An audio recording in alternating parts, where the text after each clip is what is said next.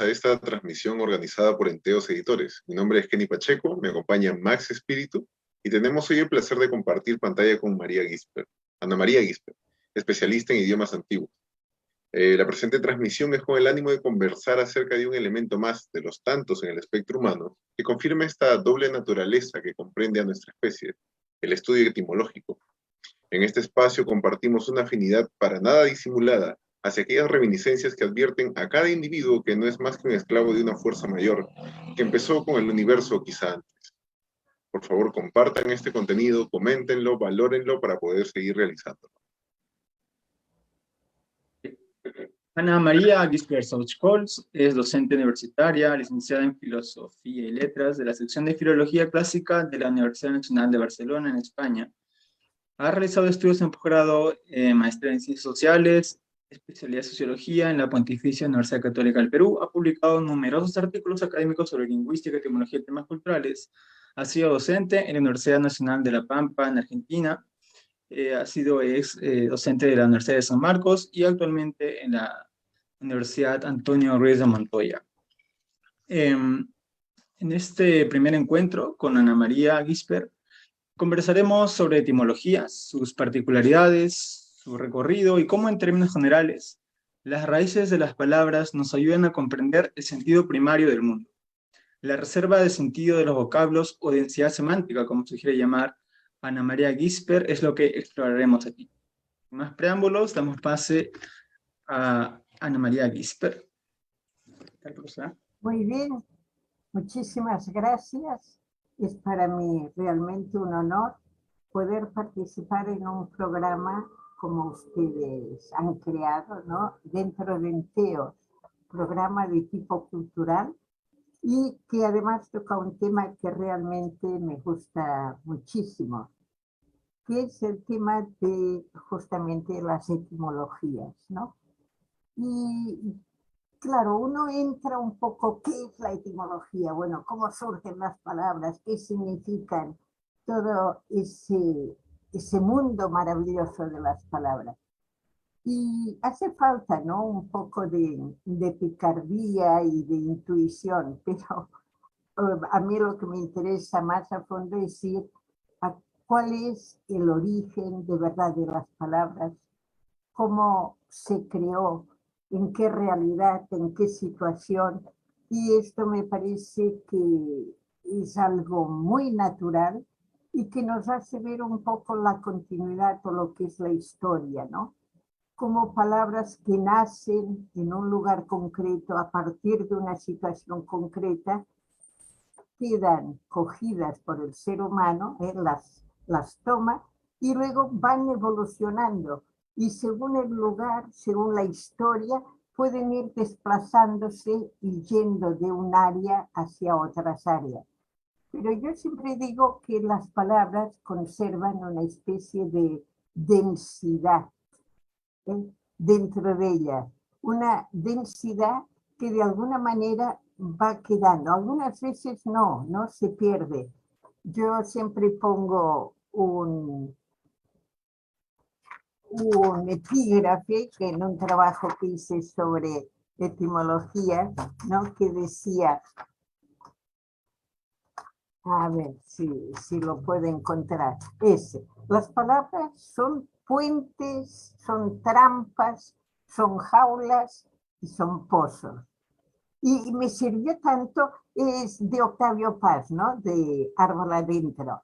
Dice, las palabras sí son puentes, pero también son trampas, jaulas, pozos. Las palabras son inciertas y dicen cosas inciertas, pero digan esto o aquello, nos dicen. Me pareció extraordinario. Y empecé a pensar cómo de verdad una palabra es puente, cómo de una palabra nos hace trasladar muchas veces a otra palabra, ¿no? ¿Y qué es la etimología? Sino ver dónde nace este puente o cuál es la base para crear este puente, ¿no? Pero a veces son trampas, nos parecen que dos palabras son prácticamente lo mismo y no, eran un origen distinto y solo fonéticamente tenían un parecido, pero nada más. Y otras veces encontramos que son como jaulas. La palabra quedó encerrada, sirvió para un tiempo y nunca más. O sea, ni la raíz se usó más, ¿no? Quedó encerrado. Y a veces es tan profundo el sentido que hay que rastrearlo y buscarlo un poco.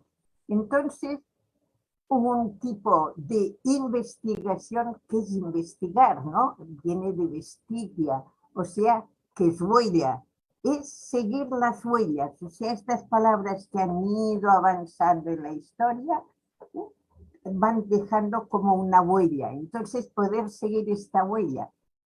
Pero no siempre se puede, porque a veces no tenemos textos.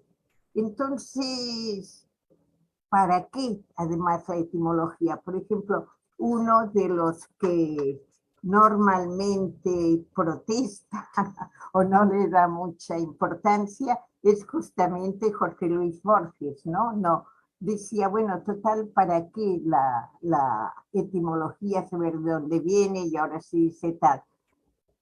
No te ayuda para nada, decía él. Por ejemplo, saber que cálculo, que es piedrita en latín, ¿no? Pasa la palabra al área matemática, financiera, lo que quiera, ¿no? Cuando viene de algo.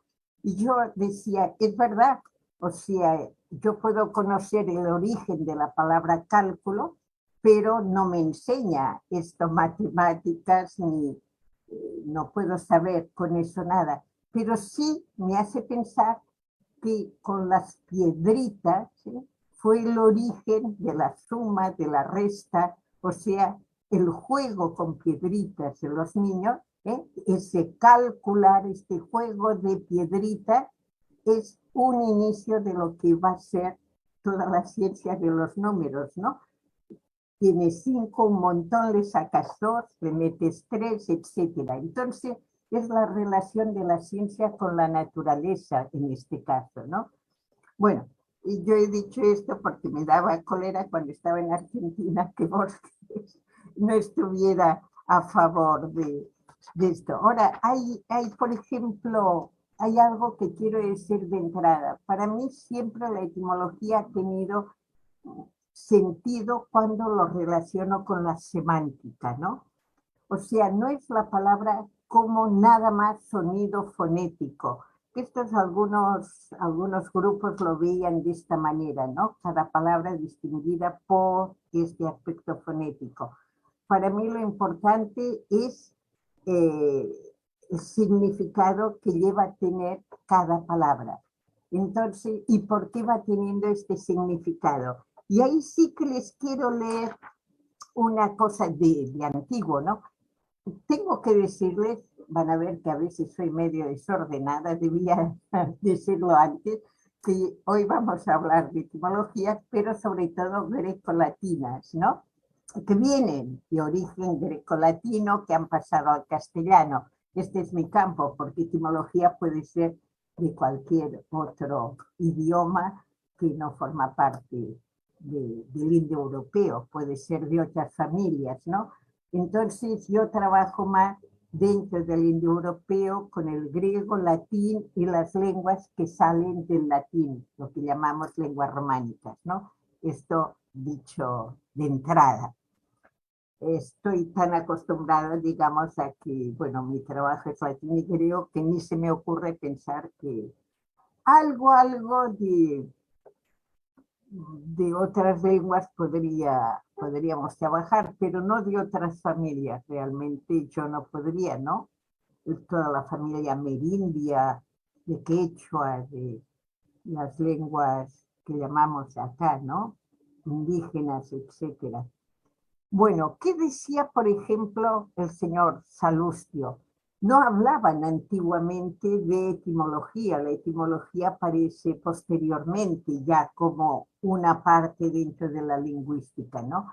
Antiguamente no, pero ya hacía comparaciones en las palabras. Y en la conjuración de Catilina, ¿no?, en uno de los libros, Marco Porcio Catón dice: en verdad, hace mucho tiempo que hemos perdido los verdaderos nombres de las cosas. Y por eso, a la prodigalidad con los bienes ajenos, lo llamamos generosidad, ¿no? Okay. Ser muy generosos, pero con los bienes de otros, ahí le llamamos generosidad. Y a la osadía para hacer el mal le llamamos valor. Entonces ya hay toda una intuición de cómo el señor Salustio, interpretaba cómo las palabras pueden cambiar de sentido y nos engañan. Le llamamos generosidad a eso, a dar lo de otros, no lo propio, ¿no? O bien a decir valor cuando se trata de la osadía para hacer el mal o para imponer. Y también decía en otro Tácito, ¿no? Del mismo tiempo prácticamente, decía, con palabras engañosas, al robar, matar, despojar, se llama imperio.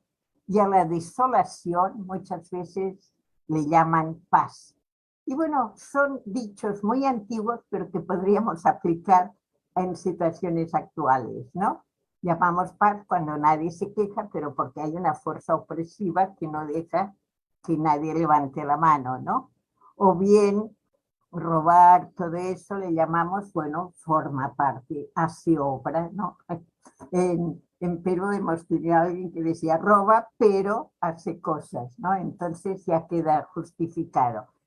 En todo eso hay, es bien importante porque uno diría que tiene que ver eso con la palabra, tiene mucho que ver, porque toda palabra se crea por una necesidad, por una expresión. Es lo más profundo que tiene el ser humano, ser un ser de palabra, ¿no? José María Valverde, un filósofo español que ya murió, fue profesor mío en Barcelona, y llamaba al hombre siempre también ser de palabra, ¿no? Y tiene todo un poemario dedicado que valdría la pena. Mira, un día les podría pasar también, muy lindo a la palabra, ¿eh? Al ser de palabra que es la persona humana. Es verdad que lo ideal sería poder seguir cuando se crea una palabra, el tiempo, cómo va cambiando o no va cambiando o se pierde en la actualidad, pero no en todo lo tenemos. Pero bueno, trabajamos la etimología en la medida que nosotros podemos. En la palabra que no tenemos rastro, no vamos a inventar, o sea, no sabemos. Apareció en tal momento, significaba tal cosa, pero no ha seguido en otras palabras, hijos descendientes de aquel. Ahora, en la etimología, ¿cuál es mi hipótesis?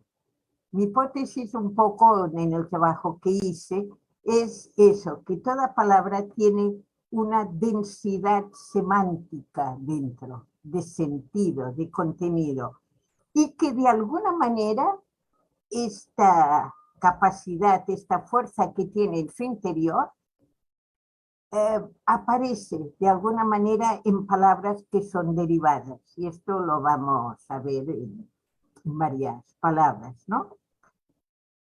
Pero antes de pasar a cómo creo que puede... ¿Qué pasó? Se volvió a apagar. Sí, Sí, disculpe que avísenme. estamos ahora viendo que la cámara de la profesora Ana ya está otra vez activa. Sí. Disculpen, pero estas son las cosas que nos pasan a veces en estos países, ¿verdad? Bueno, y quiero decirles también que me pueden interrumpir siempre que quieran, por hacer una pregunta, por algo, o sea, no cierren sus parlantes, pueden tenerlos siempre sus micros abiertos y pueden hacer la pregunta. Entonces, estábamos diciendo que esta hipótesis es un poco hablar de esta densidad semántica que de alguna manera aparece en las palabras, aún las más derivadas, las de mucho tiempo. Ah, mira, hay tal cosa que ahí lo decía, ¿no? Luego hablaremos de cómo tratamos de hacer en los neologismos sobre todo y en muchas palabras, el análisis etimológico, ¿no? Partiendo de la raíz, siempre teniendo en cuenta el prefijo y teniendo en cuenta también el sufijo. Ahora, ¿cuál sería la función que tienen las etimologías? Desde mi punto de vista, ¿no? Sería recuperar o recapturar la imagen concreta que subyace en palabras abstractas. Cuando yo digo definir, yo defino algo, le estoy poniendo un marco a la cosa. Yo defino lo que es una mesa, todo lo que no sea mesa, pues no entrará dentro de este recuadro. Pero ¿de dónde viene? Es del finis, y finis es límite en latín. Entonces, cuando yo hablo de definir, es porque le estoy poniendo límite a algo, y lo que no está dentro ya está fuera de la definición, o sea, por decir. O cuando yo digo, han eliminado a fulano, ¿no? En un examen, lo que sea. Bueno, eliminar viene del limen, ¿no? El limen de la puerta, del umbral de una entrada. Y el viene de un ex de afuera. Entonces, cuando yo elimino, lo saco de la puerta, no puede entrar, queda afuera, sale de este umbral, por decir, ¿no? Alguna palabra. O, por ejemplo, cuando decimos recordar, ¿eh? Ay, voy a recordar, o no me acordaba. Tanto recordar con el re o acordar con el a, vienen del latín en este caso, ¿no? De a, que es hacia el corazón, volver al corazón. Fíjense que nosotros ponemos la mano en la cabeza normalmente cuando hablamos de recordar, memoria, etc. Recordar. Sin embargo, viene de cordis, volver al corazón. La palabra tiene mucho que ver con el corazón, no entendemos solo mentalmente. Esto lo pueden hacer tal vez los robots de alguna manera, mecánicamente, técnicamente, pero en nosotros no. Es a la vez la palabra tiene un afecto, está en el corazón, o sea, es mente y corazón. Y tan importante es el corazón que para hablar de este verbo de acordar, o sea, de volver a tener la palabra delante con su significado, usamos la palabra corazón, ¿no? Bueno, entonces la función de la etimología sería un poco recapturar esta imagen que está dentro de muchas palabras, por así decir, abstractas, y buscar qué es lo concreto, ¿no? En este recordar, que es volver esta imagen al corazón, por ejemplo, o eliminar, saber lo que significa, o cuando decimos desastre, estamos tratando de los astros, pero nadie se acuerda, ¿no? Los astros se han dispersado, se han enloquecido, están a veces como estamos nosotros, ¿no? En política un poco mal, dispersadas, etc. Entonces, este es un desastre. O cuando, en fin, podemos poner tantas palabras. Pero también me sirve para ver cuántas veces hay una fisura entre el sentido original y el sentido fisura y también carga ideológica. Por ejemplo, ¿cuál es la diferencia entre matrimonio y patrimonio? Estas dos palabras, no tan iguales. Uno ve enseguida que matrimonio viene de la madre y munus, que es latino, viene de tarea. Patrimonio del padre y el monio igual es tarea. Pero ¿qué pasa? Ahí hay una carga ideológica fabulosa, ¿no? ¿A qué llamamos patrimonio?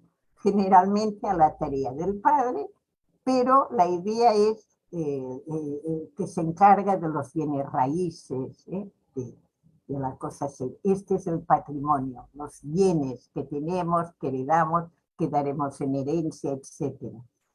Mientras que matrimonio, pues es lavar, planchar, cocinar, etcétera. Estaría de la madre, lo de cada día del matrimonio.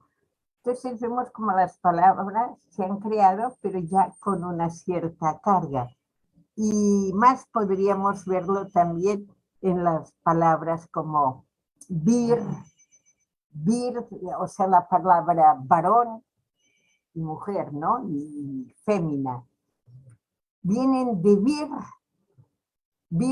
viril, fuerza, varón, va a dar.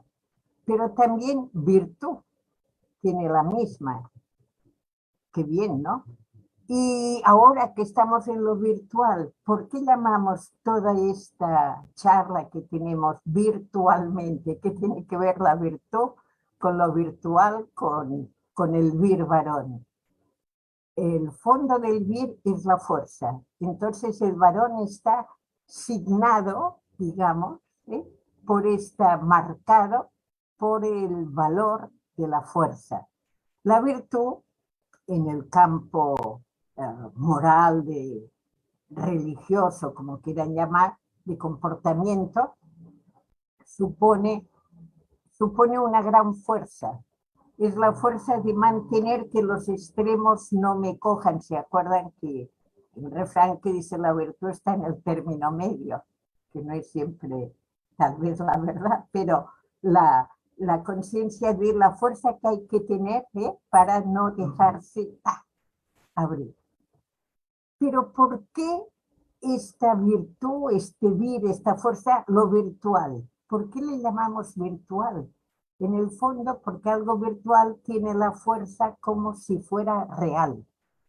Lo virtual se opone a lo real, pero tiene la fuerza, tiene el vir, tiene la varonilidad, si pudiéramos decir. Quiero que me entiendan, ¿no? Como lo digo, la fuerza de lo real.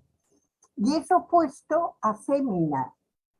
Fémina tiene un carácter de debilidad desde un comienzo.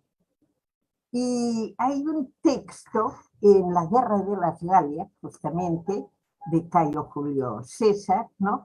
Que se está refiriendo a los belgas, no a los alemanes, en este caso, por si acaso, a los belgas, y donde dice que los belgas son los más fuertes.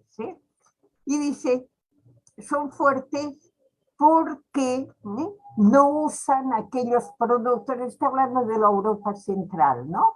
Y entonces dice, de todos ellos, los belgas, está hablando de los galos, que son los franceses, pero cuando habla de los belgas dice, son los más fuertes porque no usan los productos que tienden, los productos que venían de Oriente. De Oriente venían grupos vendiendo muchos aceites, cremas, cosas que servían para afeminar, con el valor de debilitar, en latín era ad effeminandos, para ser féminas, para ser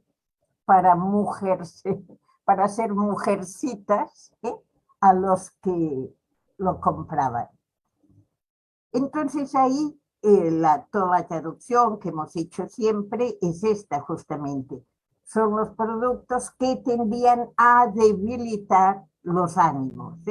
Entonces, estos belgas no hacían esto. Y además, como estaban tocando ya los alemanes, hacían guerras muy a menudo y esto los mantenía fuertes, los mantenía viriles. Entonces, tenemos ahí también este contraste, ¿no? Que subyace, tanto en la palabra que decíamos, este carácter biológico, que está tanto en la palabra matrimonio, patrimonio, como en esta hora de vir y fémina, etcétera, ¿no? Bueno, tenía una consulta precisamente a propósito de lo que está comentando. Vale, interrumpirla, de hecho, no, yo prefiero, no da pensé que me ganas interrumpías por la cámara y la miré interrumpir enseguida. todo su su discurso, su disquisición. Pero a propósito de justo lo que comenta, cada vez, al menos a mi entender y bajo lo que usted está comentando, es más difícil determinar una línea o cada vez es más borroso este límite que hay entre un uso literario de las palabras y un uso literal de las palabras.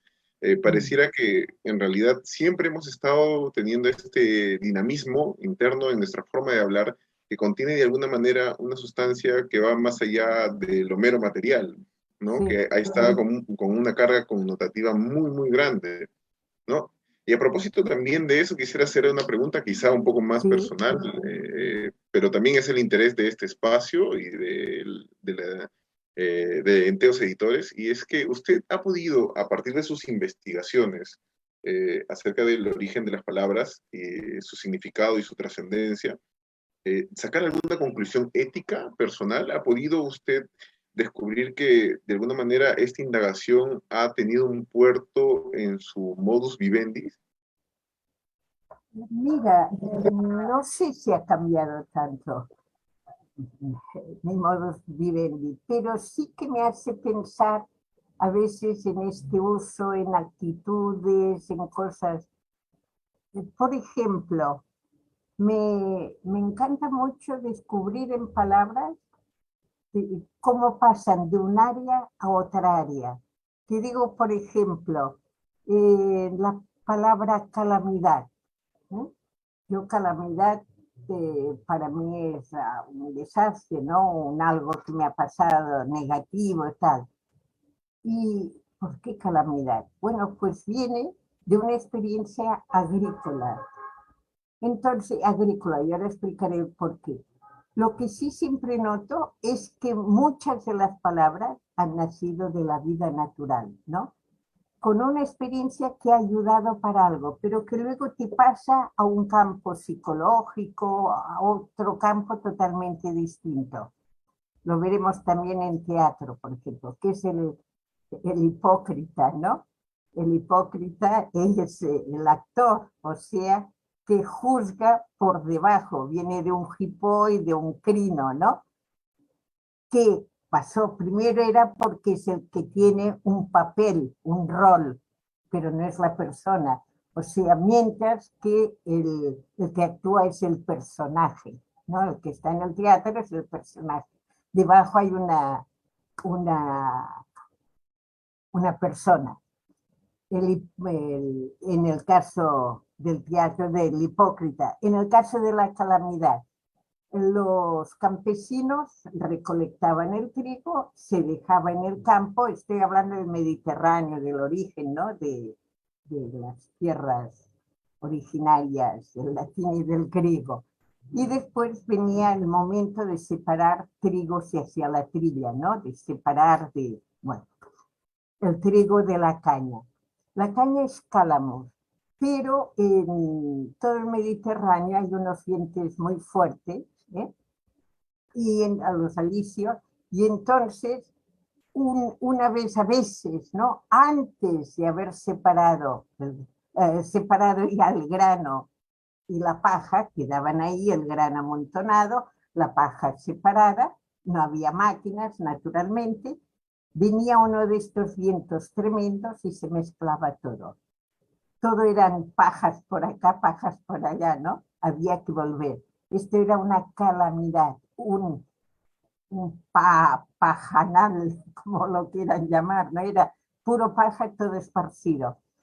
Esta calamidad, que para ellos era una calamitas, y en genitivo calamitatis, pasa a nosotros a una esfera más psicológica, ¿eh? Yo siento que hay una calamidad, por ejemplo, cuando ha habido este terremoto, ¿no? Que hemos tenido hace pocos días, ahí sí, es una calamidad, pero me hace pensar, fíjate qué calamidad, pero como en la historia hay tantas calamidades que vienen de esta experiencia que le puso un primer nombre y que después ha ido siguiendo, ¿no? Entonces me hace sentir muy uno con esta historia, uno igual ahí. Eh, fíjate, ahora que hablamos de calamidad, nuestras calamidades ya no tienen nada que ver con la calamidad de que se mezclaba el trigo con la caña. Trillar, que era el apretar, ¿no? Frotar para que salga el grano, de ahí viene la tribulación, la palabra. ¿Qué es una tribulación? Algo que te aprieta por dentro, que te mordisquea, que te frota, que no te deja tranquilo. Bueno, esto es lo que hacemos con las cosas naturales, ¿no? Y que pasa a una expresión, digamos, luego psicológica, interna, personal. Entonces, a mí sí me gusta mucho, digamos, el poderme dar cuenta y me hace sentir más parte de una historia común de todos y ligada a este inicio, ¿no? De una historia que tiene sentimientos, que tiene trabajos, cosas positivas, negativas. Pero no sé si estoy contestando tu pregunta. Sí, por Bien. supuesto. De hecho, me surgen muchas más preguntas y a propósito de lo que menciona acerca de una historia en común de la humanidad, ha habido una polémica no hace mucho, de la cual tampoco estamos siendo ajenos acá en nuestro país, en Perú, de que en Europa se estaba pensando eliminar los cursos de latín y griego de las currículas Sí, de las bueno, instituciones. Igual acá acá no ya se estamos han tan alejados eliminado. realmente, ¿no? Quisiera saber desde su punto de vista y su experiencia, por supuesto, las impresiones que esto le genera, que no debe ser nada positivo, y qué consecuencias usted especula que podría desencadenar la eliminación en la academia de cursos tan importantes como el latín y el griego, ¿no? Y bueno, y de paso también algo para el público que nos está viendo, por favor dejen sus comentarios, sus preguntas de la misma manera, y damos paso de nuevo a la profesora Ana Gisper para que pueda desarrollar la pregunta que se le ha planteado.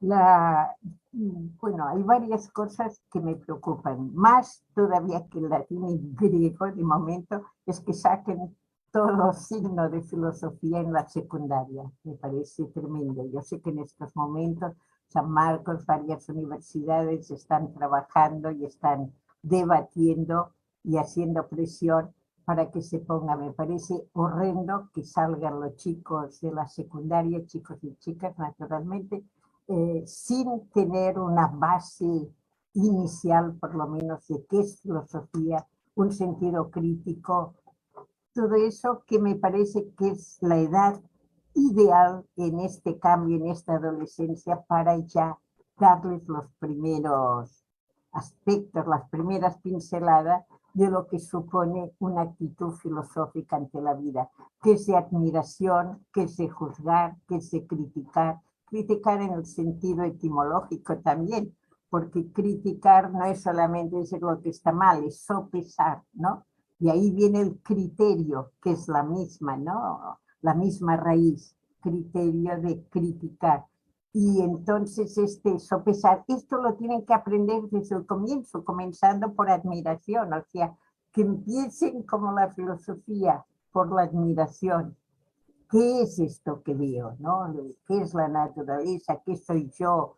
¿Qué es la persona que está? Bueno, no ven nada ahora, ni tampoco las formas lógicas de pensamiento, ¿no? Esto por un lado. Del latín y griego, yo me parece que es un disparate, sobre todo en humanidades, no en carreras que llamamos humanas, que se saque, pero yo diría que sería muy útil que lo tuvieran desde la secundaria. Bueno, nosotros, claro, yo soy muy vieja, mucho, pero yo tuve latín desde los 10 años, o sea, en primero de secundaria, ¿no? 10, 11 años, que uno entraba, toda la secundaria, y bueno, en mi caso yo hice la carrera de lenguas clásicas, no seguí. El griego lo teníamos de mitad de secundaria. Entonces llegábamos ya a la universidad, no con gran cosa, pero sí con la morfología y sintaxis más o menos sabida, y entonces podíamos profundizar un poco en los textos, ¿no? Y cuál era el sentido último. A mí me parece que es un error, y lo que más me duele es que se prescinda de ello por decir por qué es más importante lenguas modernas, ¿no? El alemán, el inglés, que no falte tal. Pero no se trata de más o menos, sino de poder captar el origen, ¿eh? Y hasta este inglés o alemán, verlo también a la luz, ¿no? El alemán sale, es lengua indoeuropea, igual que el inglés, salen de un tronco común, igual que el griego, igual que el latín.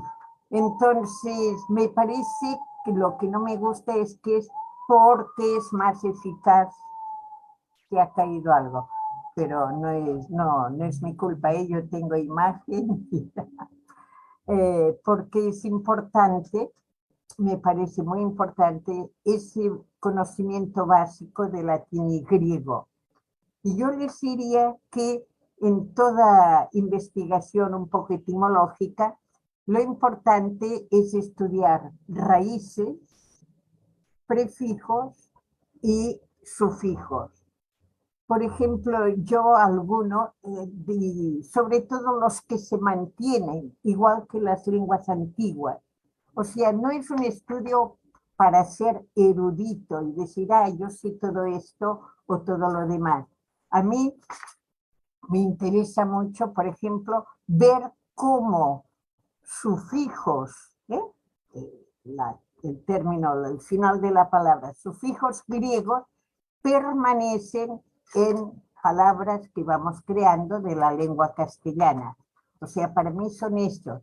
No es tanto conocer cuáles eran antiguamente, cuáles eran en tal lengua, en tal otra, sino los que seguimos usando y que sirven. Y lo mismo diría de los prefijos. Y hablando, digamos, de estas palabras, ¿no? Y que las comparo latín y griego, pero que son distintas, en latín, por ejemplo, no tenemos tantos sufijos latinos propios. El castellano ha tomado el latín y lo ha castellanizado, pero en griego sí tenemos muchos. Y quiero leerles algunos. Hay, a ver, por ejemplo, todos los ismos, ¿no? Marxismo, sintoísmo, cualquier ismo, panteísmo, empirismo, todo ismo viene del griego este ismo, Y entonces lo que indica, para el griego también, es justamente una idea de doctrina, de adecuación, de sistema. Cuando hablamos de, por ejemplo, ma, sufijos que terminan en ma, y para mí es muy importante y se van a dar cuenta que lo usamos muchísimo. Por ejemplo, cuando decimos sistema, ¿no? Es el resultado de la acción del verbo que ponemos en la raíz. Cuando digo sistema, el verbo es histemi, bueno, no vamos a hacer acá un curso de griego, pero para que se den cuenta, ¿no? El sis viene del sin y sería establecer conjuntamente, es el resultado de reunir algo. Un sistema, lo que sea, el sistema óseo de la persona humana es el estudio del conjunto de huesos con la concatenación que tiene cada hueso con el otro, ¿no? Y si es filosófico, sería un sistema de pensamiento, sería lo mismo. Voy a volver a poner la que se ha vuelto ayer. Sí, La imagen, ya me he dado. Profesora, disculpe, ya estamos llegando prácticamente al periodo final no me digas, yo no he dicho esta cháchara, nada. bueno, que ha sido realmente enriquecedora. No. Ya para terminar esta última pregunta, acaso, si es que la gente que nos está viendo no tiene alguna más como para comentar, es que ¿cuál especula usted que sea la norma o aquella regla, hablando quizá en un término un poco más amplio, que permite esta densidad semántica en las palabras, esta permanencia de estas raíces, A de ver, estas ¿cuál ha cargas? sido la pregunta? ¿Cuál es qué? ¿Cuál sería para usted la norma o la regla bajo la cual esta permanencia semántica, esta densidad semántica puede estructurarse y que nos remite realmente al tiempo de un uso que en realidad ahorita podría resultar inopinado? No te lo podría decir demasiado, pero sí te puedo decir un poco las conclusiones en general. Es que yo creo que en cuestión de la lengua no podemos decir hasta acá, ¿no? Y quedo así porque sigue la lengua. Yo creo que lo que estamos haciendo es ir retomando lo actual en relación a lo anterior. Y ahí yo te diría que sí nos damos cuenta que muchas palabras, ¿eh? Muchísimas palabras, van manteniendo un carácter con esto anterior, ¿eh? Por algún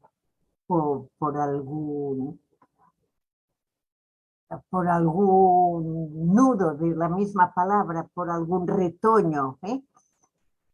Pero ahí hay mucho aporte tanto de los sufijos como de los prefijos. Fíjate, cuando yo digo explicar, implicar, replicar, suplicar, complicar, yo tengo fijo un plicar. Plicar es doblar, hacer dobleces, hacer un pliegue.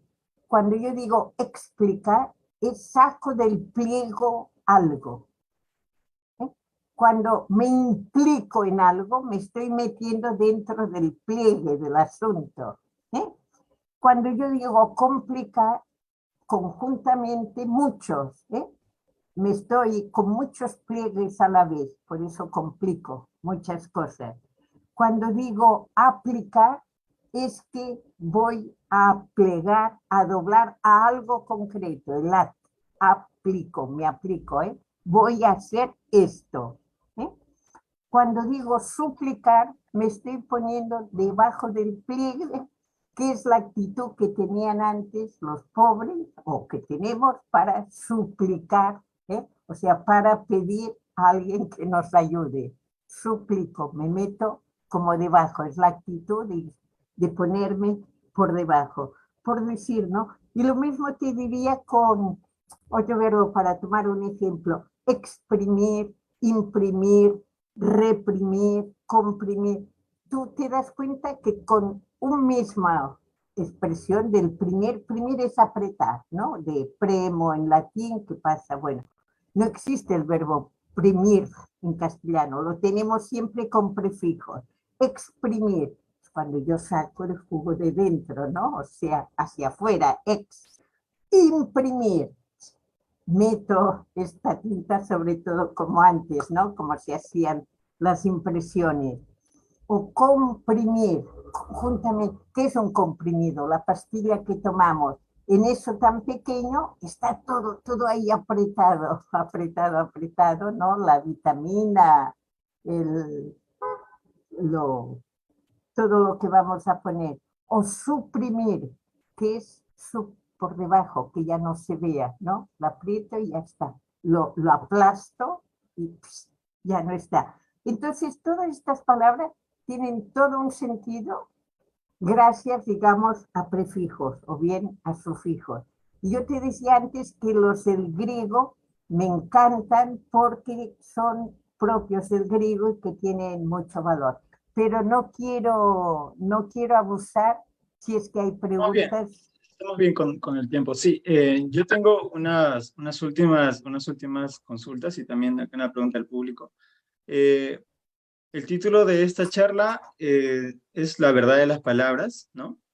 Y justamente, bueno, se pensó en este título porque la misma palabra etimología, ¿no? Quisiera, profesora, su cámara se ha vuelto a apagar. Si nos puede dar este mismo análisis de la palabra misma que estudia el origen de las palabras, que es la etimología, ¿no? Claro, yo no he hablado La de etimología, sí, eso sería lo primero, y algo también que siempre me recuerdo en clase, ¿no? Que usted también decía que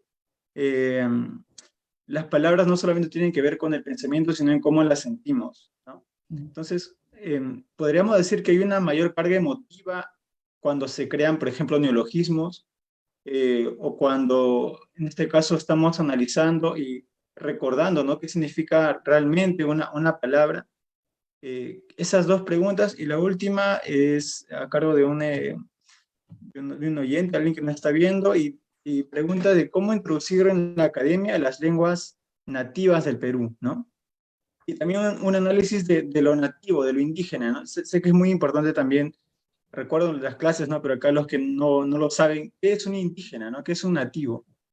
Esas tres cositas, no sé si las recuerdas, las Bueno, repito. comienzo por el final y me las vas a Ok, ir recordando, ¿eh? ok, Pero se no lo te recuerdo. vayas para que Vale, me las recuerdes. vale. Bueno, me parece muy bien. En cuanto a cómo hacer para introducir lenguas, ¿no? El estudio de lenguas, ¿qué más quisiera yo que saberlo? Yo dije que cuando me jubilaba iba a estudiar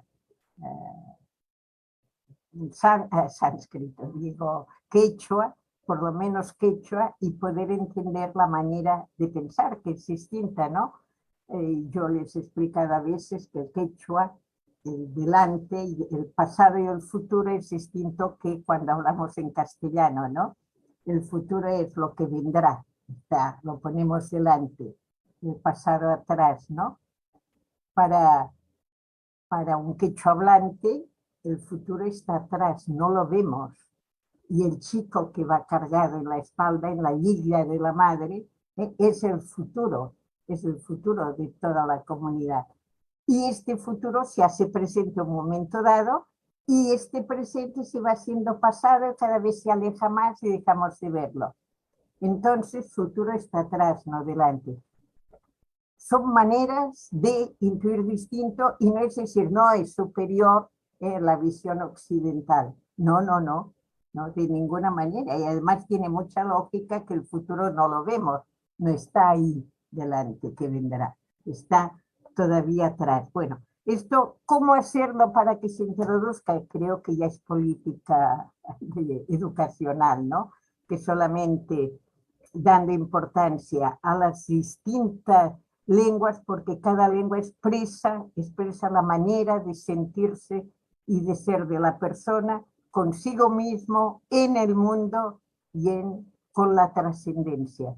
O sea, de la manera que nos concibamos, sale una lengua, sale otra, y son distintas las maneras estas. Volviendo a la otra, que era etimología. Etimología viene de logía, logos. Logos es estudio, razonamiento, palabras sobre. Cuando generalmente geología, ¿no? Cristología, bueno, es el estudio de. Y etimos es el origen, lo prístino, lo primero, pero no primero por el tiempo, sino original, lo primero que aparece, el primer sentido, la etimología. Luego lo que yo quería decirles también era como palabras latinas o griegas con la misma etimología, tienen una semántica. Semántica es el estudio del significado de la palabra. Y esto me parece muy importante. Tienen un significado distinto, que no es igual, aunque vengan de lo mismo. Simpatía y compasión, por ejemplo, son el mismo origen. Es simpatía en griego, es sentir, con el sim es con. Y es lo mismo que compasión. Sin embargo, la caracterización, lo que sentimos cuando, eso que tú decías, la palabra simpatía, es más positiva, es de empatía con el otro, más que compasión es de pena. Si pusiéramos una de estas figuritas, simpatía es alegre, con la boca así en curva, y compasión más bien tristón, ¿no? Que da pena. Y vienen de la misma. O bien hipótesis y supuesto. Vienen de lo mismo. Hipótesis, y griego, lo que está por debajo, colocado debajo, que es lo mismo que supuesto, puesto debajo. Supuesto es la versión latina, hipótesis la griega. Yo no voy al mercado y digo, supongo que el precio ha bajado. No voy a decir, tengo la hipótesis de que no, porque no pega. O sea, hipótesis me queda para el campo de estudio. O bien política y urbanidad. Urbanidad es mucho es el sentido del comportamiento entre iguales y exterior, ¿no? Tiene buenas formas de urbanidad, saluda, se saca el sombrero, te da la mano. Urbanidad viene de urbe, el tratamiento en la urbe, o sea, la comunidad, urbe, ciudad. Mientras que política es la polis, que es la misma palabra, pero en griego. Pero política le damos un contenido distinto, ¿eh? O bien sincrónico y contemporáneo, es lo mismo. Pero contemporáneo, que es lengua, viene del latín, sería del mismo tiempo. Y sincrónico es también el tiempo conjunto ahí, a la vez, ¿no? Sin embargo, usamos para lo normal, digamos, que hablamos contemporáneo, ahora hablamos más de sincrónico por todo lo que hemos tenido, ¿no? Tenemos las clases sincrónicas, o sea, todos a la vez, etcétera.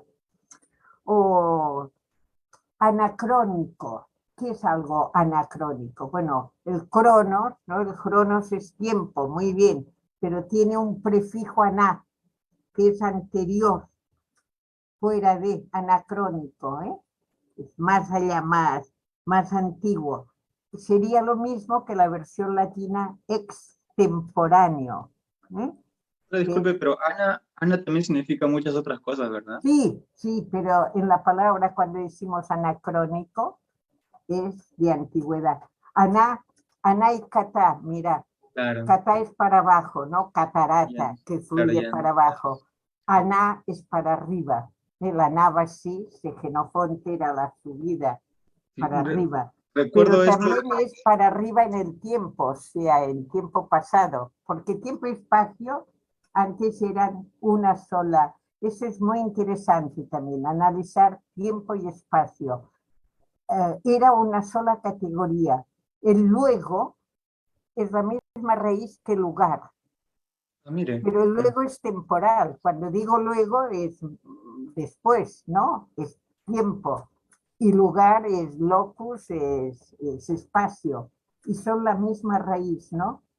O sea, es como alto y profundo, que también antes era la misma palabra, porque es alto para arriba claro, o alto para abajo, o sea, sí, ha sido con ambos el lados. tiempo que se ha ido cambiando. Entonces, claro, sería muy interesante poder ver. Tenemos una pregunta más, profesora, de parte del público, de parte de Marco Valencia. Le dice, ¿qué tan importante es el estudio del lenguaje y la historia de las palabras para poder entendernos interculturalmente? Bueno, sí, a mí me parece que sí. Yo este ejemplo que he puesto, por ejemplo, del futuro o de la manera, ¿no? De expresar un quechua hablante o de un castellano hablante. Me parece que grafica muy bien, grafica cómo hay una manera de pensar o de concebir que puede ser distinta y que no se trata, no tiene que ser así o es así, sino cómo lo ve el otro. Para mí, el estudio un poco de las lenguas de otra, y sobre todo que vengan de familias distintas, me hace sobre todo repensar mi actitud frente a la cultura del otro. Me hace saborear y aprender de esta cultura de la otra persona, ¿no? De la otra comunidad hablante. Creo que sería importantísimo y que muchas veces traería la paz en ciertos aspectos. Cuando se reúnen en mesas de diálogo políticamente, ¿eh? Campesinos e intelectuales, si el intelectual solamente ha vivido su lengua y su manera de ser en la universidad y según qué universidades haya ido, entenderá muy poco la sabiduría profunda de este agricultor, de este campesino. Fíjense que saber y sabor es el mismo origen y eso lo tendríamos que tener muy claro. Saber y sabor. O sea, la lengua hay que saborearla. El sabor es sacarle todo lo que puede dar de sí el saber. Y mucha gente, por ejemplo, campesina, conoce mucho el sabor y tal vez no lo expresa con el saber nuestro, el que nosotros tenemos como sabiduría para ir, ¿no? Hay un campo enorme, a mí me parece que, bueno, que es muchísimo lo que podríamos Perfecto. hablar de Y esto, y yo siento que lo he hecho muy desordenado, pero me tiene que perdonar. ha sido muy, muy interesante No, esta pequeña conversación. Yo sé que el público que nos está observando y los que van a observar también en un futuro este video, porque va a quedar grabado, van a poder delectarse también con esta sabiduría que nosotros no, hemos podido compartir en este momento, ¿no? Agradecer, por supuesto, de por nuevo favor. a la profesora Ana Gisper-Saul. En realidad, no puedo irme más congratulado de lo que ya estoy. Muy Agradecer bien, también a las personas que gracias. han estado escribiendo sus mensajes, dejando sus comentarios y sus preguntas. Ha sido, creo yo, un gran primer conversatorio, una primera edición de este espacio que creo que ha dejado la valla muy alta para los que van a continuar. Exacto. Por parte, sí, por parte mía, profesora, como su ex alumno, y creo que también los muchos que lo van a ver, ¿no? Nos gusta, pues, así verla a usted, ¿no? Con esa sabiduría y con esas ganas de compartir bueno, que todos los que hemos llevado curso con ustedes sabemos, ¿no? Y ahora esto se está expandiendo bueno, una vez más le agradecemos por su tiempo, Por ¿no? favor. Y por darnos el fruto de sus años también de conocimiento. Esperamos colaborar más adelante también. Así ¿Cómo que no? Yo les agradezco a ustedes y más bien me hubiera gustado poderlo hacer mejor, ¿no? No sabía muy bien cómo podía ser, tal vez les parece desordenado, pero todo lo que es vital, y la lengua es algo muy vital, pues siempre es un poco desordenado. ahí Les está, claro. agradezco. Y Vida. más, les deseo además mucha suerte y quisiera estar al día de lo que van haciendo en Enteos para poder escuchar, poder aprender. Muchísimas Claro, gracias a usted, al público que nos ha escuchado. Por favor, comenten, compartan, hagan saber de este espacio, de nuestra intención con este espacio también y como editorial Enteos tenemos para con nuestro público y para la comunidad que nos va a seguir. Muy bien. gracias. Muchísimo. Y creo que ya estamos pues Sí, dando por terminado este primer encuentro, este primer diálogo en Teos, con nada más que Ana María muy bien. Gisper. Un gusto enorme, profesora. Un No, gusto para enorme. mí un gusto enorme poder ver antiguos alumnos y bueno, que son más que alumnos, son amigos también y colegas en último término. Muy bien, nos veremos en Lima cuando venga y a los que son de Lima ya algún momento tendremos para encontrarnos. Ok.